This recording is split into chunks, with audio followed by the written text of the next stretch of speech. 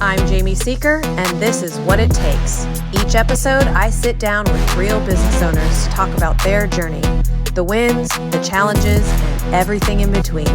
Let's dive in. Hey everyone, and welcome back to Business Owners Tell All. This is What It Takes, and today's guest is someone who's built a company with heart and grit in an industry that doesn't always get enough love or understanding. Laura Moore is the founder and CEO of Moore Injury Funding, and she's based out of Marietta, Georgia, which is near Atlanta. She's not just a business owner, she's also a legal funding counselor, a podcast host, which I've been on her show, and someone who's walked in the road of recovery herself. After personally experiencing the financial pressure that can come with injury and legal battles, she turned that pain into purpose, helping others bridge the financial gap between injury and justice.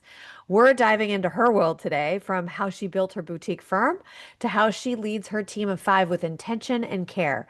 And because we're all about pulling back the curtain, we're going to go deep in on one piece that's often overlooked in small businesses, and that's HR. So, how does Laura find, train, and keep the kind of talent that can handle high stress, high empathy work? We're about to find out. So, Laura, welcome. Welcome to Business Owners Tell All.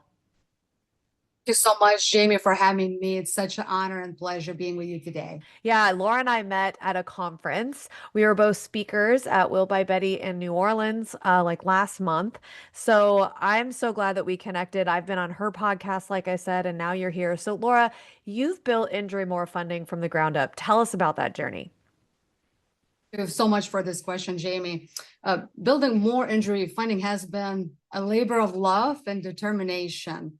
I started this company because I saw a gap in the market for providing financial support to individuals involved in personal injury cases. Many of these individuals struggle to make ends meet while waiting for these cases to settle.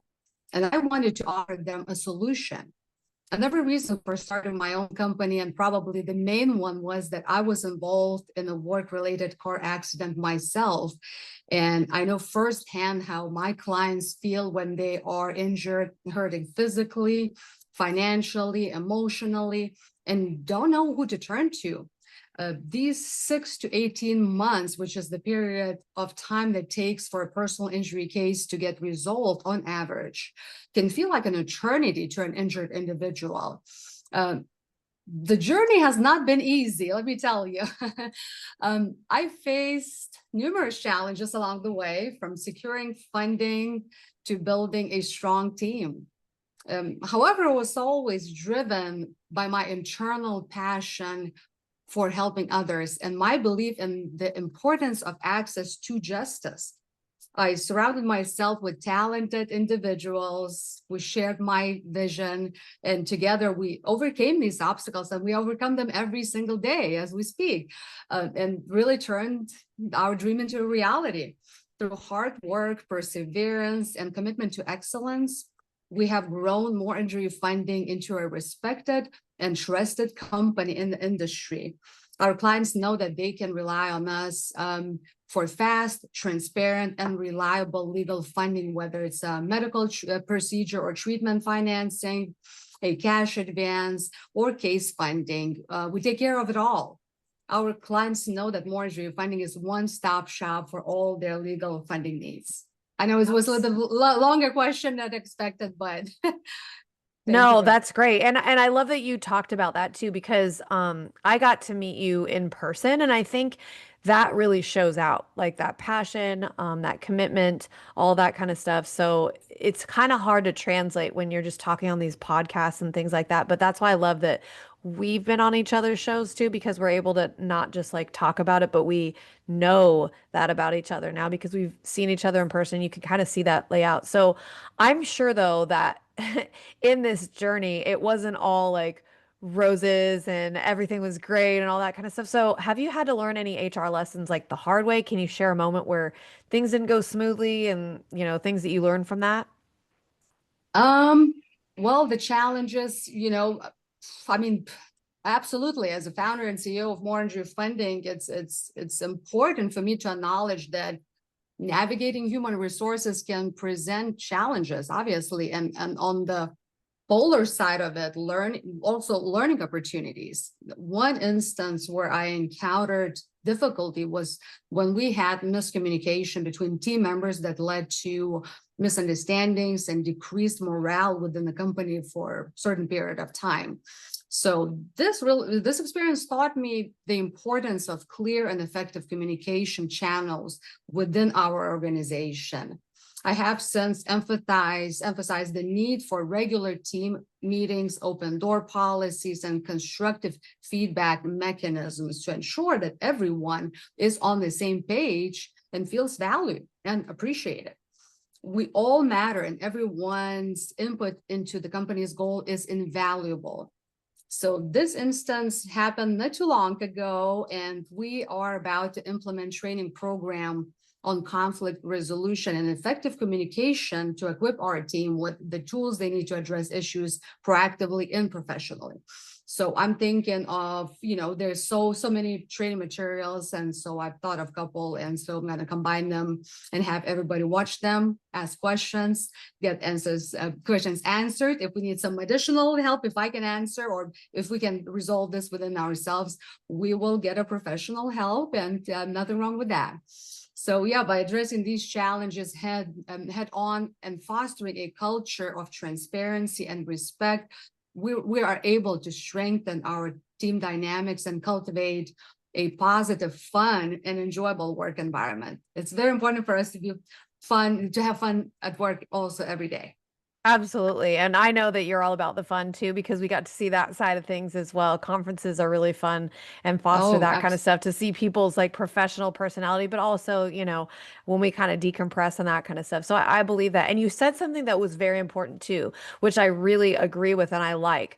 And that's looking internal first to look at the resources that you currently have, look at the skill sets that you have within your team. And if you're able to put things together internally to help make your situation better, like a training that you can do that you're leading, or facilitate conversations and have this internal dialogue happen, I always recommend first going through that. But you also said a key point that a lot of people don't do, which is if you can't do it internally, or maybe you're at capacity or you don't have the skill set to do something, whatever the task is, asking for help or looking outward for people who specialize in that kind of stuff. And that's why, people like you and I, it's good to know, like, hey, Jamie's got fractional services that come in and help with training. Like, that's one of our solutions. So the fact that you and I are connected and you already have that mindset, that's why we go to these conferences and network with these people, so that we can say, hey, like, I know somebody that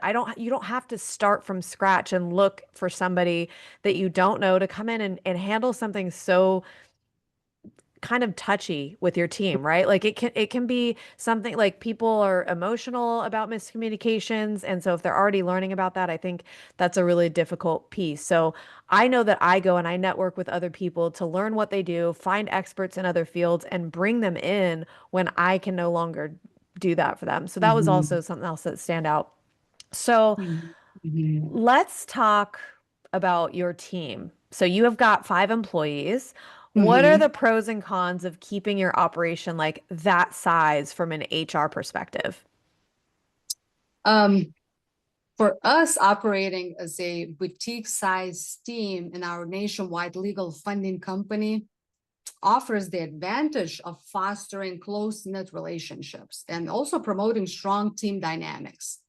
In addition, that allows us also to be more personalized or pay more personalized attention to each employee. As a downside of this dynamic, though, is, for us being mom and pop, however, is also challenging, limited resources, potentially slower growth, and fewer opportunities for advancement within the organization. Because, if you have a small team members can only go so far. You would love to advance them, in their respective positions to the maximum, but sometimes there's limitations because company is a little bit smaller. And as we are steadily growing and expanding, my goal is to keep increasing our team size while maintaining boutique-sized legal funding company that operates nationwide. I want our clients to know that they will always get me on the phone and that their calls, text messages, and emails will always be responded to and acted on immediately. Yeah, that's really good. So let's talk culture then, because one of the benefits you said was close-knit teams, and you're able to be more relational because there's like a smaller team there. How do you keep morale strong in a field where, what you're dealing with, there can be a lot of burnout, emotional fatigue. That's really, really easy to creep in. Mm. So we, as more injury funding, we have a set of values that we live by day in and day out. We call them more twos core values, as they are set in groups of two. To maintain strong morale in face of potential burnout or emotional fatigue, we prioritize our core values, and there are, I had written down just to remember. So these are our values that we live by every day. That would be integrity and leadership, transparency and accountability, passion and innovation, quality and improvement, diversity and inclusion, humility and simplicity, teamwork and fun. And so that's 14 values. Could sound like a lot. I was trying to make less, of them, but it's really, I think, really all of these matter to me and to our team. So we live by these values every day. And if one of us forgets it, we have it on sticky notes. So yeah, we live by that. And I think we love it. I love that, the twos, putting them in twos. Yes. So in your opinion then, what's the biggest HR challenge that small businesses face, like in general, that nobody talks about? I mean, because you've been through it with your teams and you've seen enough. So what is that like behind the curtain look for businesses? Sure. So as the founder and CEO of More Injury Funding, a boutique-sized legal funding company, I believe that one of the biggest HR challenges small businesses like my own face is often overlooked is creating and maintaining a positive company culture that fosters employee morale, engagement, retention.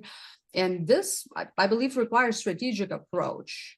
Open communication is one of the essential success ingredients for fostering a positive company culture. Also, building a strong team culture is another very important way and part of a company, such as volunteering, collaboration with strategic business partners, sponsorships, attending social events in the industry, specifically in our personal injury industry, networking, all of that matters. Recognizing and awarding employees, whether it's public recognition, bonuses, awards, these are some of the best ways to recognize teamwork. Providing opportunities for growth, continuous learning, and skill development keeps employees engaged and motivated. Also promoting balance in life. I don't know if there's such a thing for business owners like us, but it's very important that my employees take breaks throughout the day and also enjoy vacations and time off. And most of us work remotely. And so, I don't micromanage, I trust my team.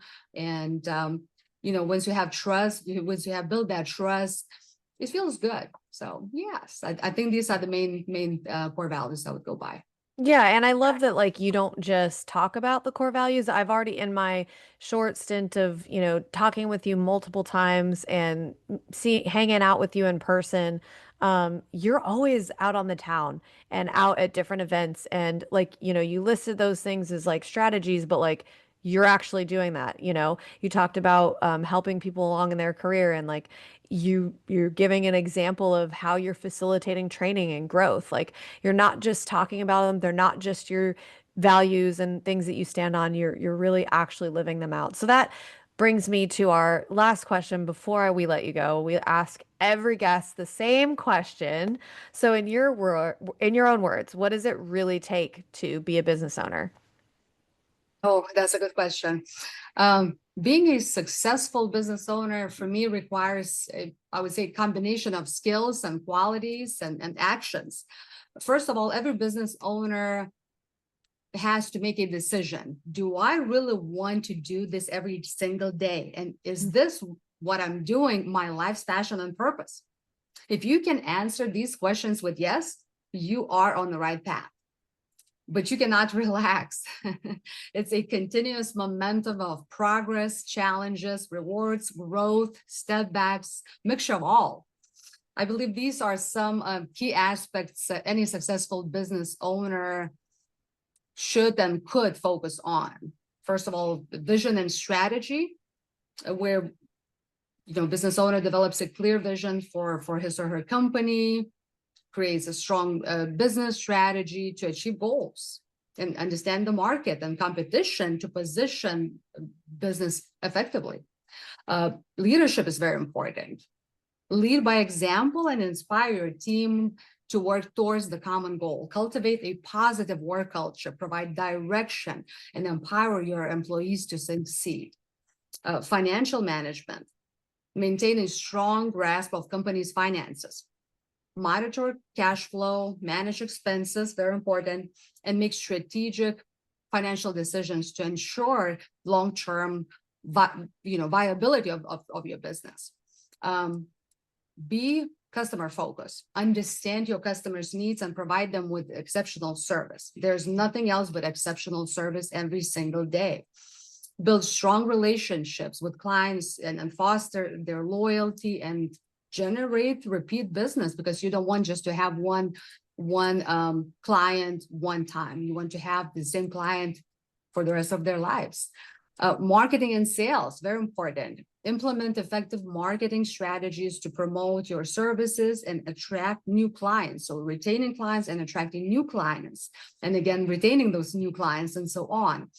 Develop a sales strategy to drive revenue growth and expand your customer base. Learn continuously. Stay updated on the industry trends, regulations, best practices. Continuously improve your skills and knowledge to adapt to ever-changing business landscape. And network. Don't forget to network. Build strong network of contacts in your industry. That's really good. Those are so many good nuggets. Some people can normally tell me one or two things, but I think you kind of covered everything there, from networking to customer service, all of those things. That's gold. Laura, thank you so much for giving us a real behind the scenes look at what it takes to build a business. It's not only operationally sound, but also people centered. And I've loved hearing how you built your team, your culture, and your mission to support the clients when they need it most. So if people are looking to find you, you said you serve nationwide, where can they go and look for you? Several sources. We're really everywhere and anywhere on the internet and social media. So moreinjuryfinding.com is our website, more with 2 O's. You can also find us on Instagram, LinkedIn, Twitter, Facebook, X app, I think all of them. And of course, you can the best way to see how we do is to look at the Google reviews. That always shows the real picture. Awesome. Awesome. Well, thank you so much, Laura, for being on the show. That's it for this episode of Business Owners Tell All. And if you enjoyed this conversation, make sure to follow, subscribe, and leave a review. Of course, check out More Injury Funding and all the incredible work that Laura is doing in her community and around the nation. Thank you so much for tuning in, and we'll catch you next time. Thank you, Jamie. Would you or someone you know like to be featured on this podcast? Our applications are now open. Apply today at seekersolution.com and click on the podcast link to get started.